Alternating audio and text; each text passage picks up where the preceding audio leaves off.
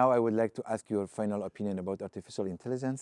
Mm. Would you call it generative AI or generative artificial intelligence, or you would name it differently? Yeah, again, if you take the strict definition of AI, it's formed by artificial and intelligence. All right. And now lots of people might laugh here, but I would say it's neither. So please say a name then for it. If you look at the bigger systems like ChatGPT or so, how do they learn? Humans create some crawlers, so-called crawlers, that scrape all the information from the internet. This is the input data. Then they train a machine learning model, not an AI model, because I see a machine your point, learning yeah. model. Machine learning by data, from data. This model has static knowledge. It has been trained by all this knowledge that has been scraped from the internet.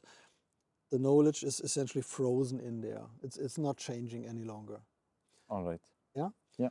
And now you might use this to generate output, yeah, asking it questions. So far so good, but it's frozen knowledge.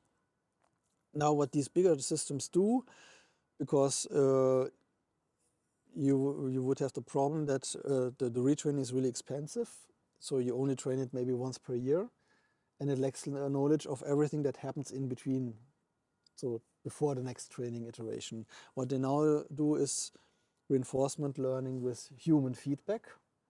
As you can already hear, human is there in this wording.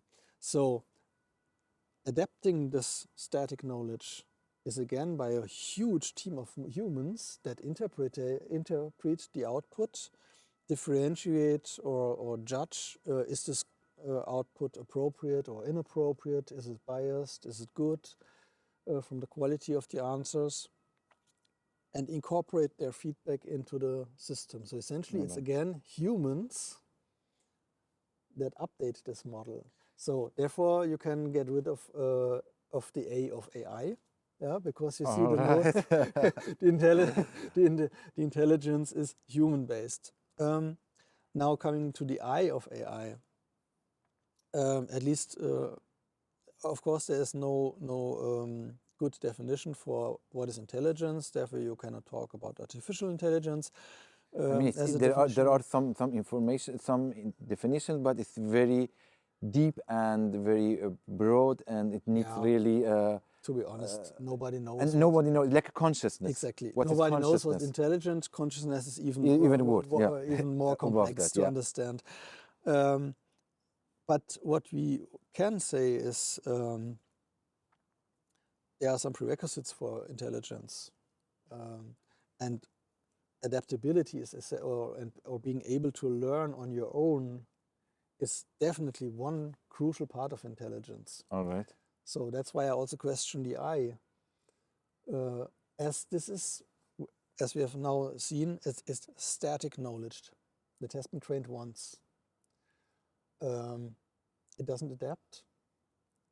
It's unable to learn anything without human intervention. And therefore, by definition, it's not intelligent. If you compare this even to simple animals, well, maybe not that simple, like cats or dogs, and they would get in the same situation after having failed in the first time, and they would do the same error again and again and again. Would you think this, or would you think crazy? This is not intelligent. This is an intelligent dog, or you would say, not. oh, what a stupid cat, what a stupid dog, yeah. But so we intuitively know how to at least identify intelligent behavior. And if you look at these systems, they are not intelligent. They are not able, if we stop tomorrow to retrain them as humans and say, okay, you are now on your own, ChatGPT, please learn. I fully agree with you. It wouldn't change. It wouldn't change its behavior. It would do the same stupid errors again and again. And I'm not talking even about causal inference or deeper understanding of. I fully agree with you, but what you said, I like it. But to which extent this is also true for reinforcement learning? How this effect is alleviated when we talk about reinforcement learning than traditional machine learning models that you rely on the cost function. Like again, I don't think it's enough. Okay. If you want to talk about a minimalistic intelligence, at least, you have first you need some kind of autonomy. So this entity or agent, as it's called in IT terms, should be able to learn on its own without always having to teach it, just by observing the environment, by interacting with the environment. And this is this sense, predict, act cycle. This is how a child learned, right? Exactly. And this is, so it's two problems we have here. First of all, 99% of our current machine learning methods are unable to do online learning. What is online learning? Essentially what a child or what an animal does. It doesn't have to be retrained from scratch. Imagine you have a small child that just learned its mother language, and then you teach it a second language, and now you would have to have it, and it would then have to relearn also how to ride a bike. This would be crazy. Yeah, nobody would think about a human being behaving like that. But this is exactly how today's systems work. They have to be retrained completely from zero.